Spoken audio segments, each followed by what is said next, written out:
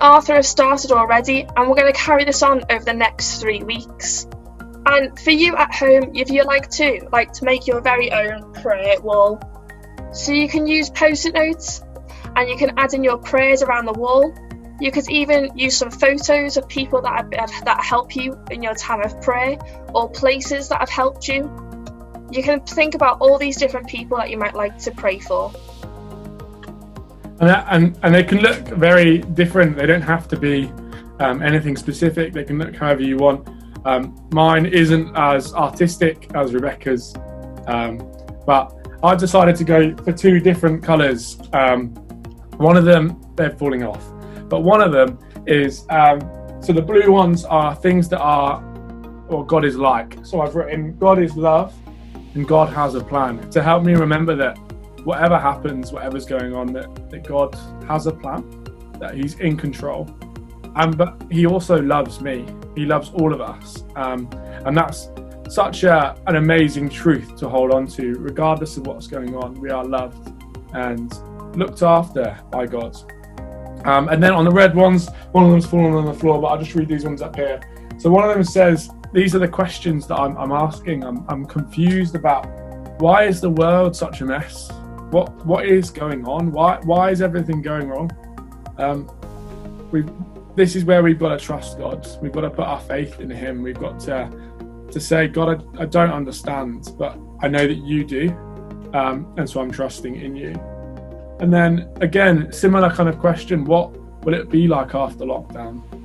As we come out of this strange little period of isolation, of time just on our own or with our families, what will it be like when it's all over? Will we go back to what we've already known? Will it look completely different?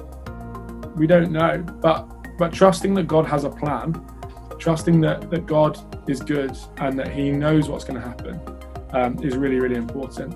And I think it just reminds me of a Bible verse that says, for I know the plans I have for you, plans to prosper you and not to harm you. And it doesn't mean that everything's going to go really, really well. It doesn't mean that we're going to be completely fine, but it means that God knows. God has a plan, and that plan is good.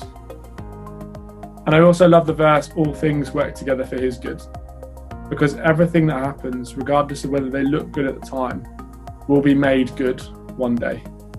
They might look like they're going to end bad. They might look like it's all gone wrong and there's no hope, but there is hope because Jesus died on the cross for us. So that's just a little bit about mine. I'm going to continue. You might see it in the background of some more videos. But yeah, Rebecca, tell us a bit about yours. Yeah, so I was just going to say, Arthur, that's one of my favourite Bible verses, Jeremiah 29, verse 11. And it's something that was one of my first Bible verses that I came across as a young person. And I remember I was actually on a youth camp, a youth weekend away, actually, can you believe? And it was on a banner in the dining hall, and it stuck with me forever. And it was always a Bible verse that I always go back to know that God has a plan for my life, and that actually sometimes it just takes a little bit of time to just wait for him. You know, you have to be patient, and it's hard to be patient to wait for him to have those plans for you, but actually when you look back, that actually it's really what he has planned for you, and it's all about that. Now for mine, I've used some different shapes, so you might like to do that as well. So I've done some like star shapes, but also done some rainbows. Now rainbows, you might have seen, I might have done maybe at home, is a rainbow that we always think about in a time of hope. Now the rainbow always takes you back to a Bible story at the very beginning of Noah's Ark, where he waited and waited for the storm to pass, and a rainbow appeared, and he knew that it was time to come, and it was time of hope and time to come out of the ark, and that everything was going to be okay. Now sometimes I've wrote a lot of my things, I've been a little bit about worries, because a lot of us are finding things really hard and finding things that are going to be worrying for us, maybe worrying about what might happen, what's going to be new, what things are changing, and everything is changing.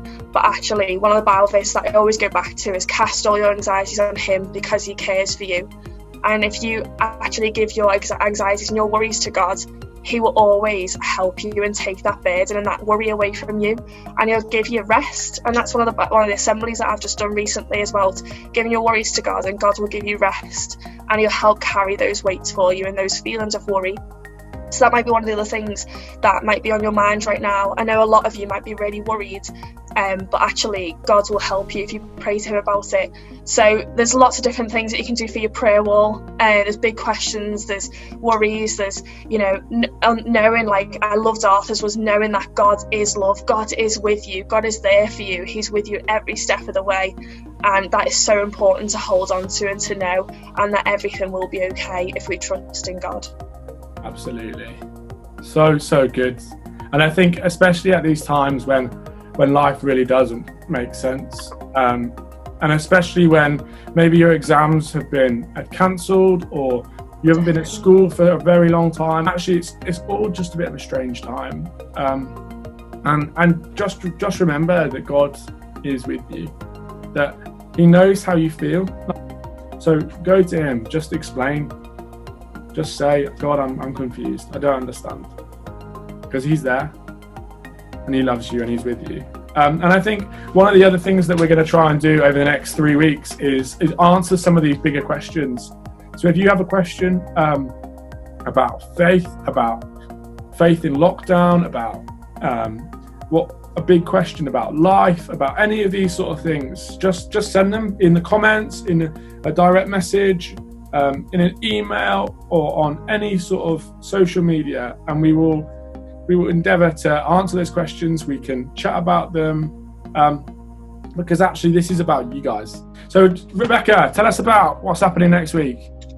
So this is really exciting. Okay, so next week we've got a special guest. Ooh, so excited. Okay, so our special guest next week is, drumroll please, is Rachel Gardner. Now, Rachel works for a company called Youthscape, and she's done a lot of youth work in the past, and she's really, really excited to be with us and to come and talk to us about lots of different things, about faith, about supporting young people, especially during this difficult time, but also just telling her a little bit about her and about what she does and how she can help also give you what you might need, support. And she's really, really amazing, and we've heard so much about her, and we are so excited to have her join us with us next week. We cannot wait. She is amazing. Well, 4 p.m. Friday, it's going to be so good. And I think, what there's nothing left to say other than I hope you have a great 3 weeks with us at Amplified. Any questions, check us out in the comments, send them in. We're gonna answer them all. If you've got any ideas for videos that you want to see happen, we will do our best again to make them happen. However silly that is, we will try and make what you guys want to happen. We think you're epic, and we want to do everything we can to support you through what has been a whirlwind of a time. So check us out, subscribe, favourite, like, follow, all those sort of things. Subscribe, like. All those things. You know what you're doing. You're young people. You've used it all before, but check it all out. Get involved. We want to hear from you. We want to know how you're doing, how you're feeling. So let us know all of those things, and we'll see you very, very soon. See ya. Bye.